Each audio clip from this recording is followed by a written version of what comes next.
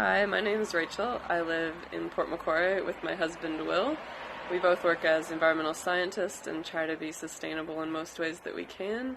And part of helping to sustain our emotions, we started gardening several years ago and have gardened at every place we've lived in.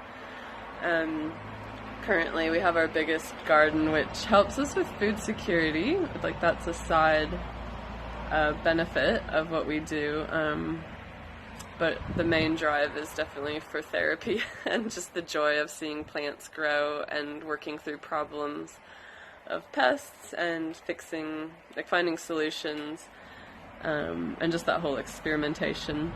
We also found that because we live on a very exposed site, we're on a corner block on one of the main roads in town. Everyone knows our house pretty much. We get lots of foot traffic. People walk by and compliment us, but they also just have a chat and we exchange tips and also food. Like, we give away stuff if people walk by, and we have extra. So we live on 800 square meters. The house takes up most of that site footprint, but you can do a whole lot in a tiny amount of space. I'll give you a tour. On this side of the house, we've planted olive trees. That's going to help block our street lights and also give us olives and be a windbreak. We do composting of larger stuff and our food scraps. Here we have an orchard. So we're just trying out some blueberries, blood orange, avocado, mango, figs. We're just seeing what works here and trying to grow some ground cover.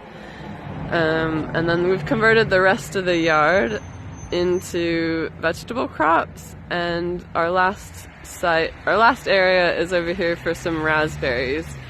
So with our plot, we actually have been doing this for 5 years, and we just do a section at a time. So we kill the grass with black plastic, and then we till it up and save it in a pile for later, and then we've planted each bed at one time, so we didn't do all of this at once, so it actually wasn't that big of a project.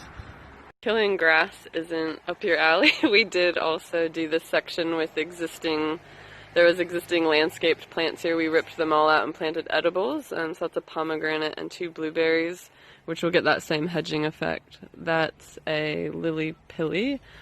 Then we did tear up some more grass and plant more Asian varieties and nasturtiums. We have turmeric and ginger here, lemongrass, and these fruit trees, and that's a blackberry area.